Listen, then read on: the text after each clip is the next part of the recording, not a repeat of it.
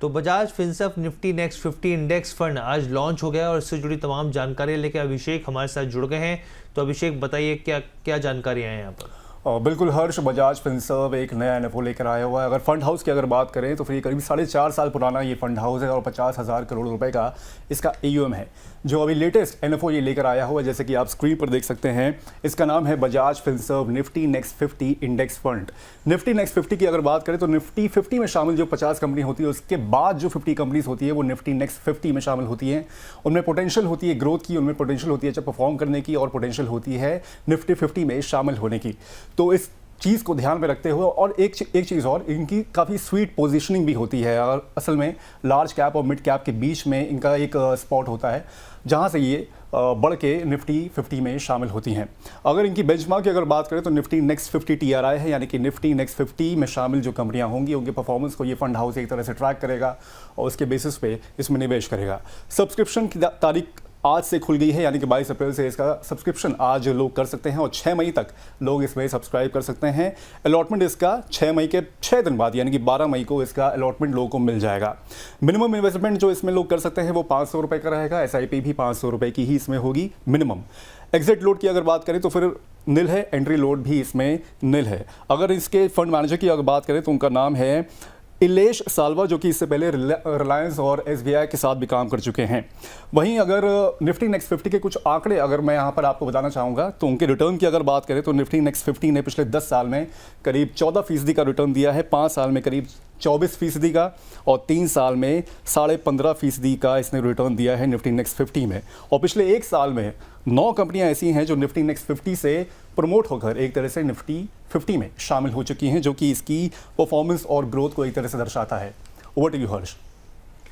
ठीक है अभिषेक, आपने तमाम चीज़ों के बारे में बताया, इस फंड के बारे में बताया, और मुझे लगता है जो निवेशकों के मन में काफ़ी हद तक सवाल होंगे वो आपने यहाँ पे सॉल्व कर देंगे। बाकी तो हम लोग सर से जानते हैं इसके बारे में कि क्या क्या चीज़ें इंपॉर्टेंट है यहाँ पे। तो सर मेरा सवाल आपसे यही है यहाँ पर कि निफ्टी नेक्स्ट 50 इंडेक्स फंड कैसे काम करते हैं, ये हमारे व्यूअर्स को समझाइए।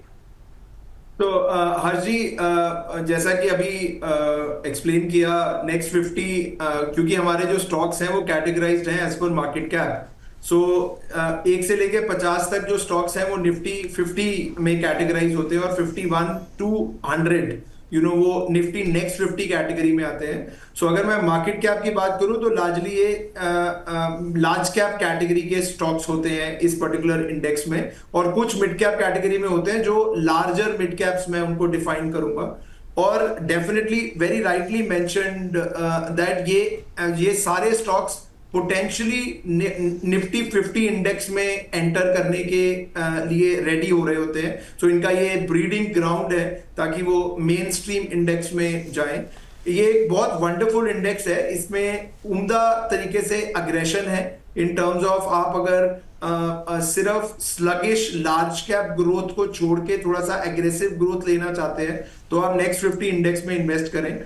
द ओनली थिंग यहाँ पे भी ट्रैक करने के लिए एक ही है, दो NFO के टाइम पे आप उसको ट्रैक नहीं कर पाएंगे, लेकिन किसी भी इंडेक्स फंड में ट्रैक करने के लिए सिर्फ एक ही चीज होती है जो कि है ट्रैकिंग एरर।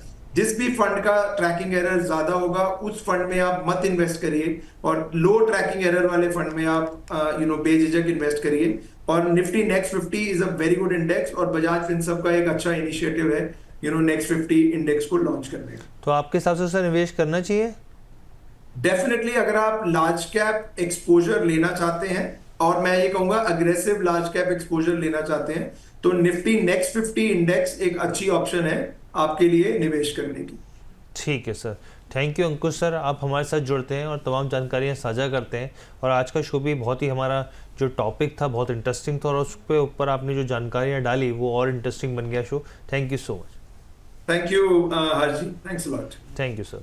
तो देखिए दोस्तों, आपने जाना इस शो के ज़रिए कि कैसे जो सिल्वर ETF है पारंपरिक चांदी निवेश का एक स्मार्ट विकल्प बन सकता है। अगर आप अपने निवेश को जो पोर्टफोलियो में विविधता यानी कि डाइवर्सिटी लाना चाहते हैं तो और फिजिकल चांदी की जटिलताओं से बचना चाहते हैं तो सिल्वर ETF एक अच्छा विकल्प ऑप्शन हो सकता है। निवेश से पहले अपने वित्तीय सलाहकार से यहाँ पे राय ज़रूर लें, और कैसा आपको शो लगा कमेंट करके ज़रूर बताइएगा। बहुत बहुत धन्यवाद।